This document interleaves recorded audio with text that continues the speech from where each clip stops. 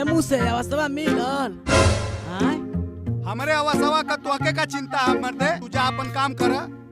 आवास कैले हवा काहे मुझसे भाई का हाल चाल बाहो? का हाल चाल बताई गुरु भैया, बड़ा परेशान है हम हो। अच्छा छोड़ा उकुल सुरती बना तो नहीं खा लिया। सुरती खइब? हाँ खियाओ मर्दे। और कुल हाल चाल बतावा। और तो भैया सब ठीक है, मगर एगो बात बता देते हैं गुरु भैया। बतावा। तू ये गांव का भले प्रधान ना हव, मगर ये गांव का भैया तू हीरो हव।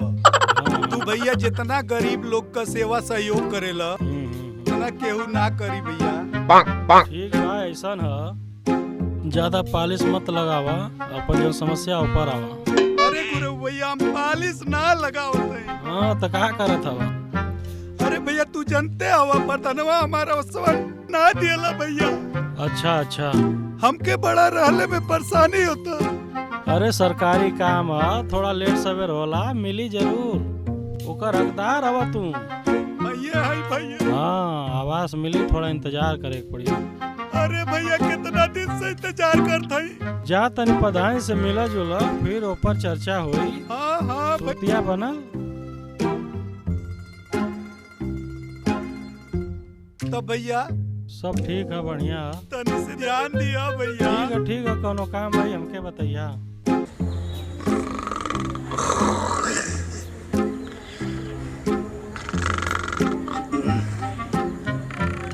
काहे भगवान तू परेशान कर दिया,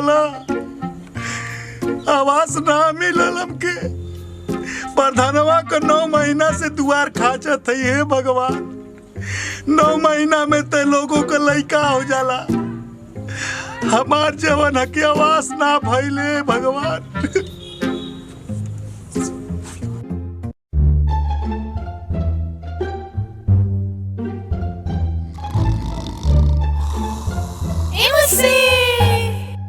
मुझसे अरे उठा माते, बिहान हो गई, को बजा था वे मुझसे। मुझसे उठा मरत नहीं, 11 बज गई। उठवा मुझसे।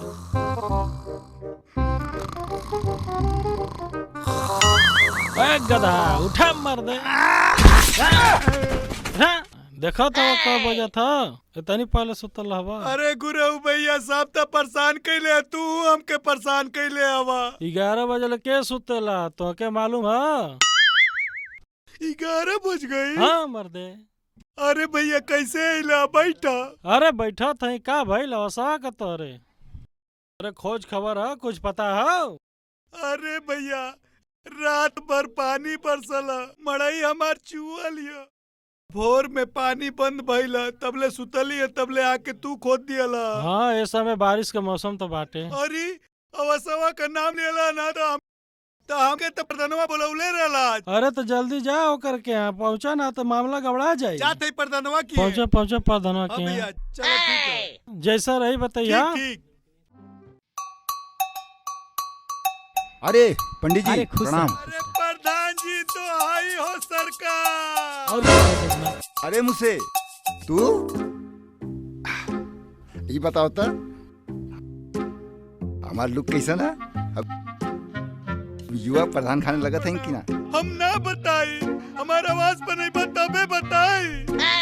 बुड़बक। ए पंडित जी का हो? अरे तनी देखी तय कर जाता कान खाते मोर जान खैले बा, तनी देखी देखी। बड़ा परेशान लागत है। अरे एकदम परेशान बा, बैठा के कहले बा। तुहर नाम का बा? हमार नाम मूसे। हाथ दिखाओ अपन। हमार हाथ मांग के का करबा, हमसे बियाह करबा का? अबे बुर्बक हाथ दिखाओ अपन। दिखा दे भाई दिखा दे।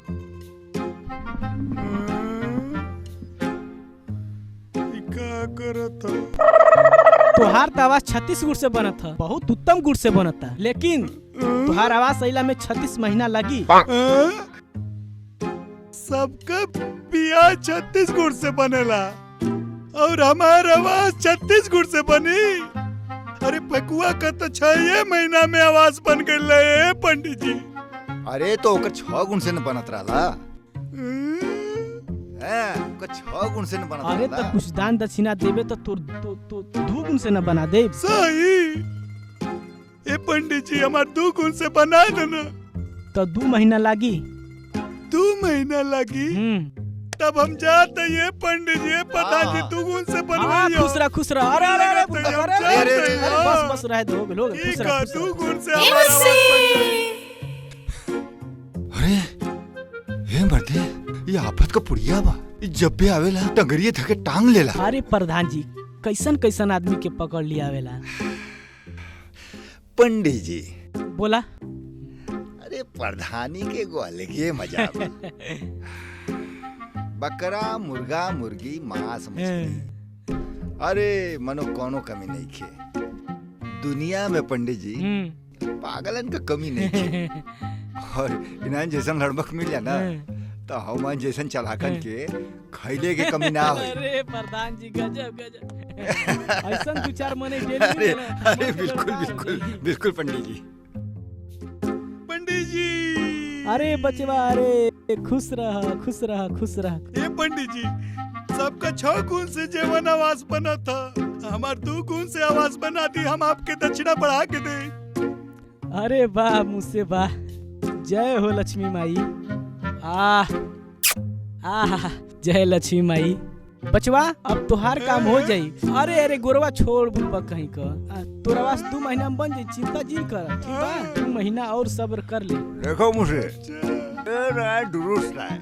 हाँ देर आए दुरुस्त आए। एक बात है 2 गुण से बना था तो 1,20,000 पैबे तो 36 गुण से बनत रहला तो तनी धीरज रख भाई। 2.5 लाख न पैबे। अरे तनी धीरज रख भाई। प्रधान जी धीरज और धैर्य रखत रखत ना हमार दशा खराब हो गई।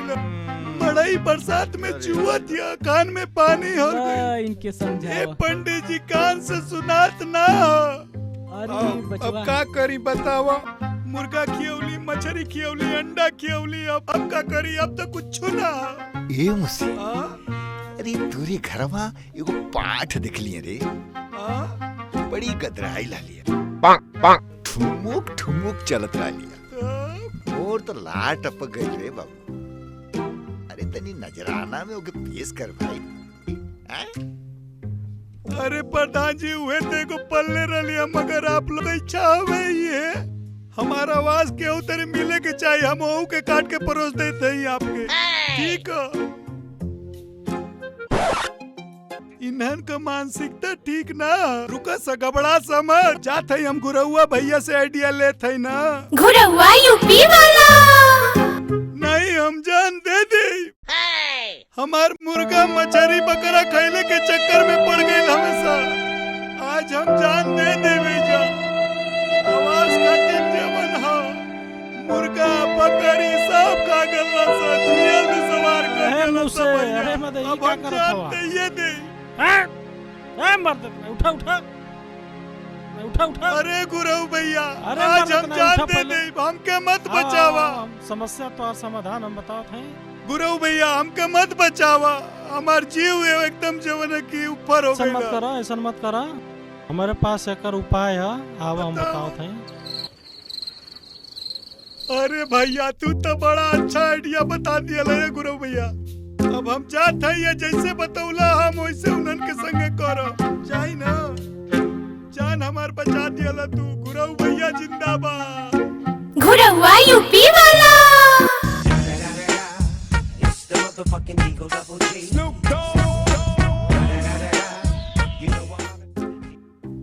बुस बुस बुस रे बुसवा।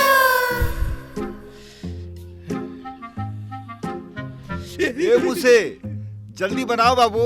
तौले हम सलाद उलाद कटवावत हई। ए बाबू बनाओ ताई।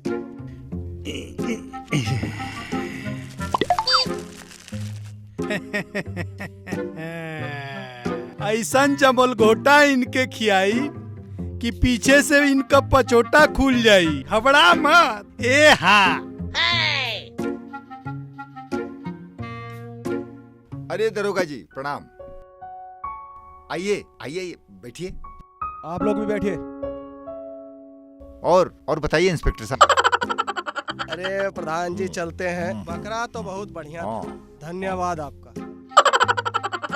बकरा तो बहुत बढ़िया बनैला बच्चा। हाँ हाँ हाँ हाँ पंडित जी, हाँ ठीक है। बेटा खैला हलो बोटा, तब खुली पीछे का पछौटा। बेटा मजा आ जाए, जा लो।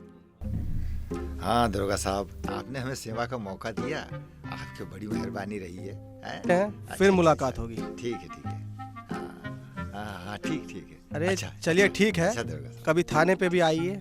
ठीक है। हाँ, ठीक ठीक है, ठीक। नमस्ते। अच्छा चले प्रधान जी। अरे चली चली ठीक।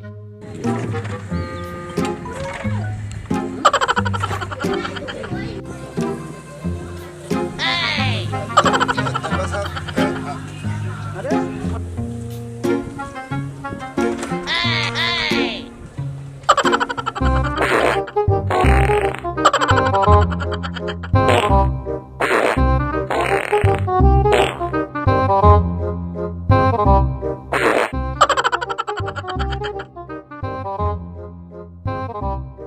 अबे हट, पानी दे नहीं तो अभी तेरा एनकाउंटर कर दूंगा। हट हट हट हट।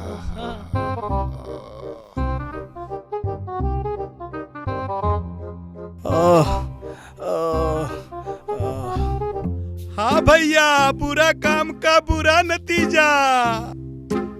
ना माना त मूसा के देखा, अजे जे बकरा खैले बाड़े ओकर भैया दासा देखा। हाँ।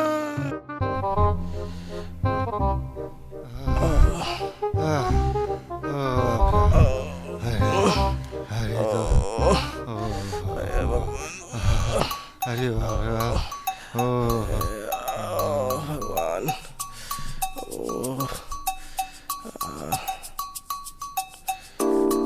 ओ गॉड।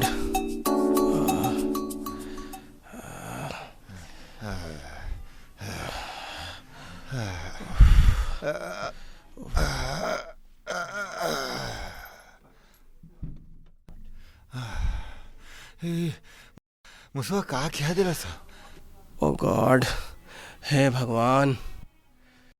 देखो प्रधान, बहुत हो गया तुम लोगों का। हम कहा किया साहब?